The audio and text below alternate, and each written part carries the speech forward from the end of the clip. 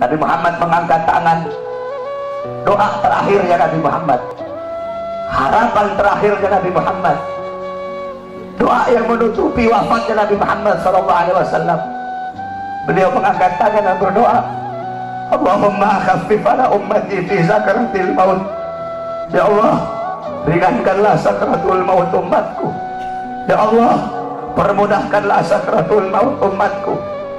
Aku nabi mereka, aku pemimpin mereka, aku penanggung jawab mereka. Ya Allah, biar aku menanggung seluruh rasa sakit sakaratul maut umatku. Biar aku menanggung beban penderitaan rasa sakit mereka. Ya Allah, umatku tidak akan kuat, mereka tidak akan sanggup. Ya Allah, biar aku Muhammad menanggung rasa sakit sakaratul maut umatku. Apa yang telah kau lakukan untuk Nabi Muhammad? Apa yang telah kau korbankan untuk Nabi Muhammad? Nabi Muhammad berjuang untuk kalian. Nabi Muhammad menanggung rasa sakit sakaratul maut kalian. Karena begitu cinta beliau kepada kalian sebagai umat. Saya dan kalian, kita tidak bisa membalas jasa-jasa Nabi Muhammad SAW. Sekalipun kalian merangkak dari rumah kalian menuju kuburnya Nabi Muhammad, kalian tidak akan bisa membalas jasa-jasa Nabi Muhammad SAW. Oleh karena itu, saudara-saudaraku sekalian, setelah Nabi Muhammad wafat, banyak para sahabat-sahabat yang tidak kuat hidup. Ada sahabat yang berdoa, ya Allah, cabut kedua mataku. Untuk apa lagi aku melihat? Nabi sudah wafat, cabut kedua mataku. Aku tidak lagi mau melihat selain memandang wajahnya Nabi Muhammad. Ketika itu juga dia dibutakan oleh Allah Subhanahu wa Ta'ala. Ada yang angkat tangan, ya Allah, cabut nyawaku. Aku tidak lagi mau hidup. Untuk apa aku hidup? Nabi Muhammad sudah wafat, cabut nyawaku ya Allah. Ketika itu juga Allah cabut nyawanya. Kemudian ada seorang perempuan, ada seorang wanita, qalat li Aisyah, ya Aisyah, ikshif li qabrin Nabi. Wahai Aisyah, bukakan untukku kuburnya Nabi Muhammad. Dibuka kuburnya Nabi oleh Siti Aisyah. Masuk ini perempuan, fabakat hatta matat. Wanita ini menangis depan kuburnya Nabi sampai dia mati saat itu juga. Ketika itu banyak para sahabat yang tidak ada lagi gairah hidup. Sayyidina Abu Bakar As-Siddiq radhiyallahu anhu. Kamu tahu Sayyidina Abu Bakar? Sayyidina Abu Bakar seorang sahabat yang sangat dekat dengan Nabi Muhammad. Para ulama mengatakan Sayyidina Abu Bakar As-Siddiq, beliau wafat dengan dua sebab. Sayyidina Abu Bakar meninggal gara-gara dua sebab. Pertama sebab dohir, kedua sebab batin. Sebab dohirnya apa? Karena beliau pernah dikasih makanan yang ada racunnya, dimakan oleh beliau. Racun itu lama-lama menggerogoti kesehatan beliau. Itu sebab dohir. Sebab batin beliau meninggal, kenapa? Sebab batin beliau meninggal karena terlalu merindukan baginda Nabi besar Muhammad SAW. Istri beliau berkata, setiap kali Abu Bakar bangun dari tidur, pasti bantalnya beliau basah. Basah dengan apa? Basah dengan air mata kerinduan kepada baginda Nabi besar Muhammad. Kamu tahu, setelah Nabi Muhammad wafat, Sayyidina Abu Bakar As-Siddiq duduk kayak begini. Beliau duduk di pojokan sambil begini, sambil beliau bilang, andaikan Rasulullah ada di sampingku, andaikan Rasulullah ada di sisiku, sungguh aku merindukan sosok baginda Nabi besar Muhammad. Bilal ibn Rabah, muazzinnya Nabi, setelah Nabi wafat, Bilal pergi pindah, nggak mau lagi beliau tinggal di Madinah.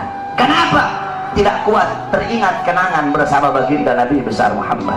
Selama 2 tahun Bilal pindah ke Syam. Kemudian selama 2 tahun beliau di sana, tiba-tiba mimpi Nabi Muhammad.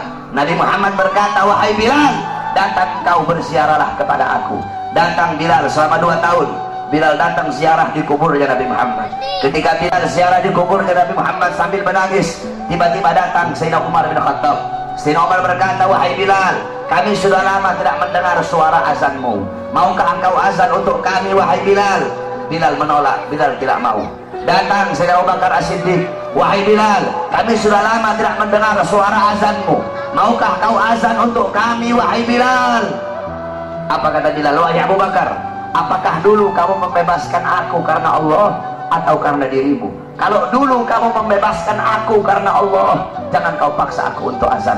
Tapi kalau kau membebaskan aku karena dirimu, aku akan azan untuk dirimu. Dulu setiap aku mengucapkan asyhadu anna Muhammadar Rasulullah, Nabi Muhammad selalu tersenyum kepadaku. Sekarang ketika aku mengucapkan itu, siapa yang akan tersenyum kepadaku? Jangan kau paksa aku untuk azan, wahai Abu Bakar. Tiba-tiba datang dua orang pemuda. Pemuda yang pertama dari perut ke atas mirip Nabi Muhammad. Pemuda yang kedua dari perut ke bawah mirip Nabi Muhammad. Mereka adalah Sayyidina Hasan dan Sayyidina Husain, cucunya Nabi Muhammad SAW. Sayyidina Hasan dan Sayyidina Husain berkata, wahai Bilal, maukah kau azan untuk kami sebagaimana kau azan untuk datuk kami baginda Nabi besar Muhammad? Bilal menangis. Apa kata Bilal? Wahai cucu Rasulullah, kalau aku menolak permintaan kalian, kelak aku akan menghadap Nabi Muhammad. Aku akan jawab apa ketika aku ditanya oleh Nabi Muhammad? Abu Bakar memerintahkan aku tidak mau. Umar memerintahkan aku tidak mau. Kalau kalian yang perintahkan, aku tidak bisa menolak. Karena kalau aku tolak, aku takut kelak di hadapan kakek kalian tidak bisa menjawab apa-apa. Aku takut tidak mendapatkan perhatian. Aku takut tidak mendapatkan syafaat dari kakek kalian. Naik Bilal di tempat yang biasa beliau azan. Bilal mengumandangkan azan. Allahu Akbar, Allahu Akbar, Allahu Akbar, Allahu Akbar. Kamu tahu penduduk Madinah ketika itu gempar. Mereka berkata, hal bu'isar Rasul, apakah Nabi diutus lagi? Apakah Nabi Muhammad hidup lagi? Kok Bilal mau azan? Apakah Nabi hidup lagi? Kenapa Bilal azan? Mungkin Nabi Muhammad hidup lagi. Yang punya toko menutup tokonya, yang di pasar mereka keluar dari pasar. Bilal melanjutkan azannya. Asyhadu an la ilaha illallah, asyhadu an la ilaha illallah. Wanita-wanita yang dipingit keluar dari rumahnya masing-masing. Mereka meneriakkan, hal bu'isar Rasul, apakah Nabi diutus lagi? Apakah Nabi hidup lagi? Sehingga Bilal mau azan. Begitu mereka merindukan sosok Nabi Muhammad. Ketika mereka sampai di tempat Bilal azan, mereka tidak melihat sosoknya Nabi. Ketika itu Madinah tenggelam dalam lautan air mata. Itu kecintaan mereka para sahabat kepada Nabi, kerinduan mereka setelah wafatnya baginda Nabi besar Muhammad SAW.